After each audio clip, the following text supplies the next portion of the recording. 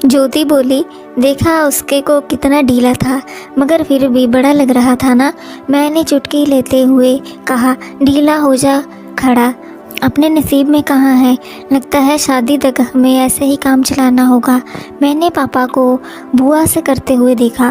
पापा और बुआ की करते देखकर अब मैं भी अपनी करवाने के लिए तड़प रही थी। अगले दिन काम वाली कमरे में सफाई करने आई तो नींद खुल गई। समय देखा तो सुबह के 9:30 बज चुके थे। मैं उठी और हाथ मुंह धोकर नीचे गई तो देखा पापा ऑफिस के लिए तैयार होकर डाइनिंग टेबल पर नाश्ता कर रहे थे। बुआ भी वहीं पर बैठी हुई थी और मोबाइल में कुछ देख रही थी। पापा मुझे देखकर बोले, आज बहुत देर तक सोई बेटा, कॉलेज बंद है क्या? मैं बोली, नहीं पापा, वो थोड़ी तबीयत ठीक नहीं लग रही थी इसलिए नहीं गई। बुआ बोली, क्या हुआ गरिमा? मैंने कहा, अरे कुछ नहीं हुआ बुआ, बस ऐसा ही मन नहीं किया। फिर थोड़ा मजाक करते हुए बोली, मैंने सोचा आप आई हैं तो आज उसके साथ रह लूँ। तो बुआ भी हंसने लगी। बुआ और पापा को देखकर ऐसा लग रहा था कि रात में दोनों के बीच कुछ नहीं हुआ। मम्मी बोली, तुम दोनों भी नाश्ता कर लो। फिर मैं बुआ नाश्ता करने लगे, उधर पापा ऑफिस के लिए निकल गए। उसी समय मेरे मोबाइल पर ज्योति का फ़ोन आया। मैं नाश्ते की प्लेट लेकर ज्योति से बात करती हुई ऊपर कमरे में चली गई। ज्योति ने कॉलेज से फ़ोन किया था। वह बोली, क्या हुआ, आज कॉलेज क्यों नहीं आई हो? मैंने बहाना बनाया, कहा, अरे यार कल बुआ आई थी, उन्हीं से बात करते करते सोने में देर हो गई तो सुबह आँख ही नहीं खुली।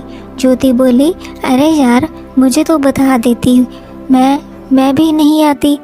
वह आगे बोली, अरे तेरी नोटिस मेरे पास पड़ी है, वो आज ही ले लेना क्योंकि कल हम लोग 2-3 दिन के लिए बाहर जा रहे हैं एक शादी में। मैंने कहा, कोई बात नहीं यार, तू अभी चली जा कॉलेज से और सीधा मेरे घर आ जाना, फिर मैं भी तेरे साथ तेरे घर चलकर अपने नोटिस ले लूँगी। ज्योति बोली, ठीक है मैं आती हूँ। मैं ज्योति के घर जाने के लिए तैयार होने लगी। मुझे तो रात का वो सीन याद आने लगा। मुझे तो विश्वास ही नहीं हो रहा था कि पापा और बुआ आपस में ये सब करते होंगे, मगर खुद मैंने अपनी आंखों से देखा था। रात के बारे में सोचते ही मेरा दिल धड़कने बढ़ जाती थी। सच कहूँ तो पापा के बारे में सोचकर मेरी भी हल्की सी गिली हो जाती थी। इतना तो तय ही था कि अब पापा का भी मेरे में खुजली मिटा सकता है। बस अब इसकी शुरुआत कैसे करें यही सोचना था। अभी ये सब मेरे दिमाग में चल ही रहा था कि ज्योति आ गई।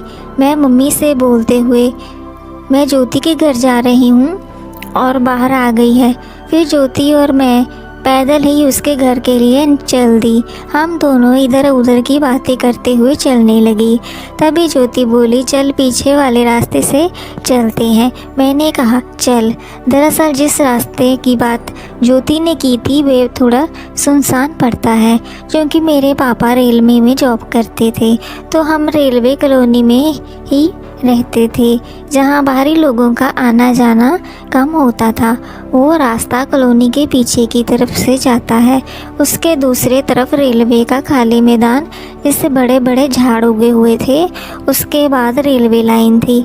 वही आगे रास्ते में एक पुराना ट्यूबवेल और टंकी बनी हुई थी और अब यूज़ भी नहीं थी और उसकी बाउंड्री भी टूटी हुई थी। खैर हम लोग बात करते करते जाने लगे, मगर मेरे दिमाग में तो रात का ही सीन चल रहा था। ज्योति बोली, क्या बात है, बड़ी चुपचाप है? मैंने कहा, अरे न यार कुछ नहीं, तेरी बात सुन रही थी। पर इस पर ज्योति बोली, मेरी बात सुन रही थी या कुछ और सोच रही थी? ज्योति बोली, ज्योति जी क्या कह रही थी कि हम अपनी गली से निकलकर पीछे वाले रास्ते पर आ गए।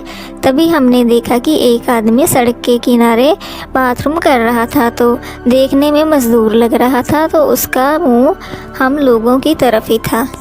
उसे शायद उम्मीद नहीं थी कि इस रास्ते पर कोई आ जाएगा। हम दोनों को देखते ही उसने जल्दी से अपना पजामा ऊपर किया और नाड़ा बांधते हुए आगे बढ़ गया, मगर उसका हम दोनों ने दिख गया था। मैं और ज्योति एक दूसरी की तरफ देखकर मुस्कुराई। ज्योति बोली, देखा उसके को कितना ढीला था मगर फिर भी बड़ा लग रहा था ना। मैंने चुटकी लेते हुए कहा, ढीला हो जा खड़ा, हमारे नसीब में कहाँ है। लगता है शादी तक तो हमें ऐसे ही काम चलाना होगा। ज्योति मुझे चिकोटी काटती हुई बोली, कहो तो रुको, उसे आज ही सपना पूरा कर ले। मैंने कहा, काश सच में कहीं से का जुगाड़ हो जाता तो कितना मज़ा आता ना।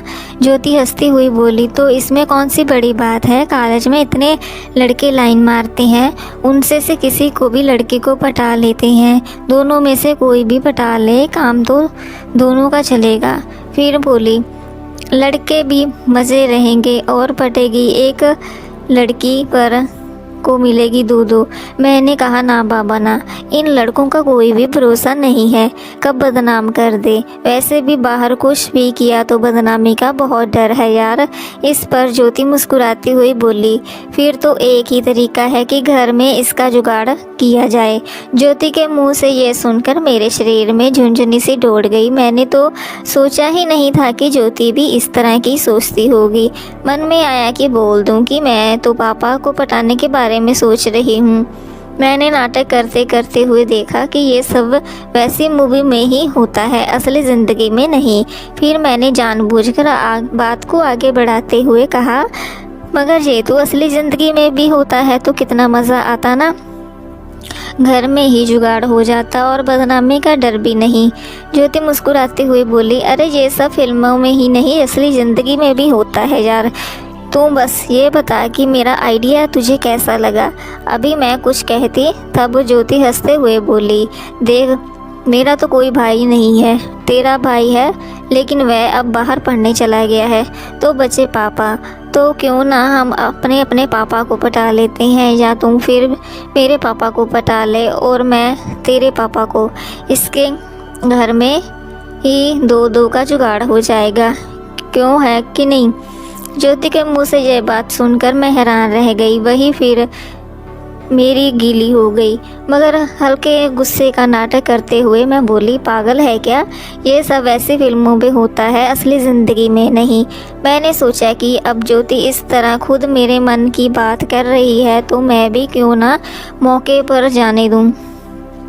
वैसे भी पापा से की बात सोचकर हाय मेरी वो हल्की हल्की कुलबुलाहट शुरू हो गई थी और मुझे इन सब बातों से हाय मज़ा आ रहा था।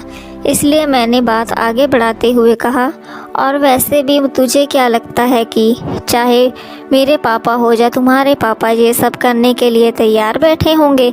फिर मैंने कहा, कहीं इन्हें पटाने के चक्कर में लेने के देने ना पड़ जाएं।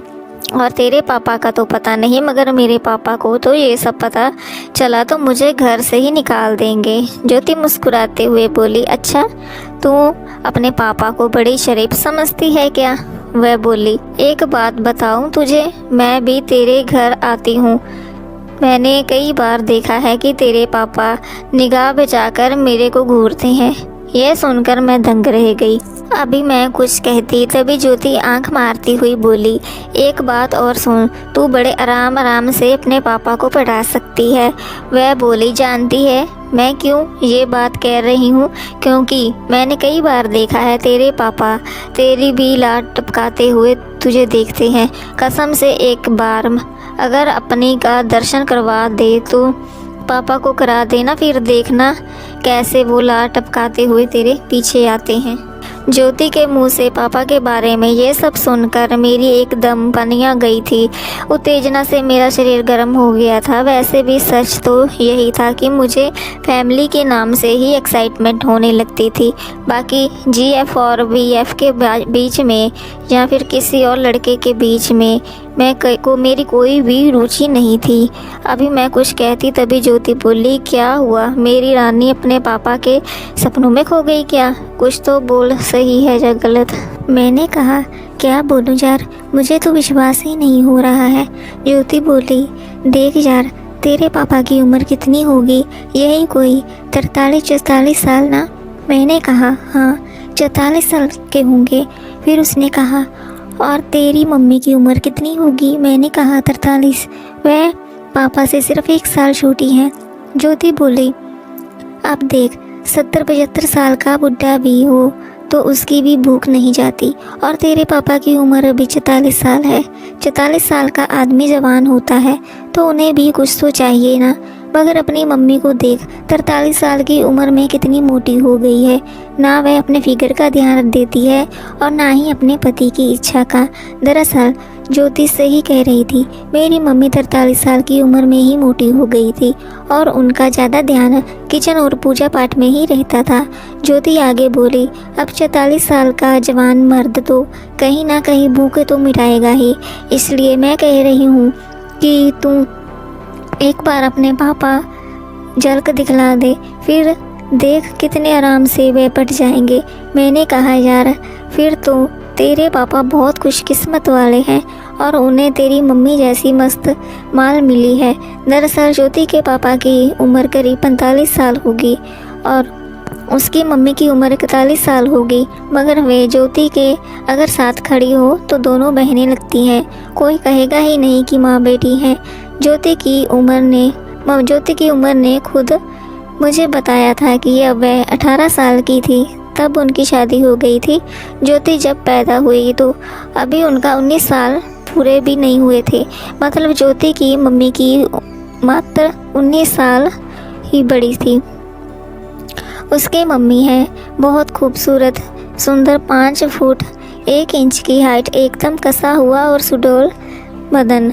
मेरा तो अक्सर उनका भी करने का मन करता था और मैंने ज्योति से कई बार मजाक में किया था, यार एक बार अपनी मम्मी की कसम से मज़ा आ जाएगा। जब मैंने ज्योति से उसके पापा की खुशकिस्मत बात कही तो ज्योति हंसती हुई बोली, हाँ वह तो है। मैं भी अब ज्योति से खुलकर बात कर रही थी। मैंने कहा, यार फिर तो तेरे पापा तेरी मम्मी की। ज्योति मुस्कुराती हुई बोली, करते ही होंगे, तुझे देखनी है क्या? मैंने उससे कहा, क्यों तू देख चुकी है क्या? ज्योति हंसने लगी। अभी हम सब की बातें कर ही रही थी कि इतने में ज्योति का घर आ गया। मैंने कहा, आज शनिवार है, तेरे पापा मम्मी घर का ही होंगे? ज्योति बोली, हाँ। जब हम ज्योति के घर के गेट के घर पहुँचे तो बाहर बोली, पापा की कार नहीं खड़ी है, इसका मतलब वो कहीं गए हुए हैं। मैंने कहा, आंटी तो घर होगी ना? वो बोली, होने तो चाहिए, वैसे सामान लेने अक्सर वे जाती हैं पापा के साथ। बाहर का गेट खोलकर हम अंदर आ गए तो देखा कि दरवाज़ा लॉक था। ज्योति ने दरवाजे पर 2 बार नॉक किया मगर उसकी मम्मी ने दरवाज़ा खोला नहीं तो वह बोली, दरअसल मम्मी पापा को लगा हुआ कि मैं रोज़ की तरह 1-1:30 बजे या 2 बजे ही आऊँगी, इसलिए वह घर का सामान लेने गए होंगे। ज्योति के पास घर की चाबी रहती है तो उसमें ताला खोला और हम दोनों अंदर चले गए। अगली कहानी का पार्ट अगले एपिसोड में।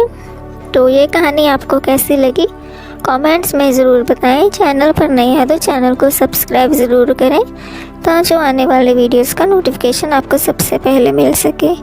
ये कहानी काल्पनिक है, इसका वास्तव जीवन से कोई भी संबंध नहीं है। अगर ये कहानी किसी के साथ भी मेल खाती है तो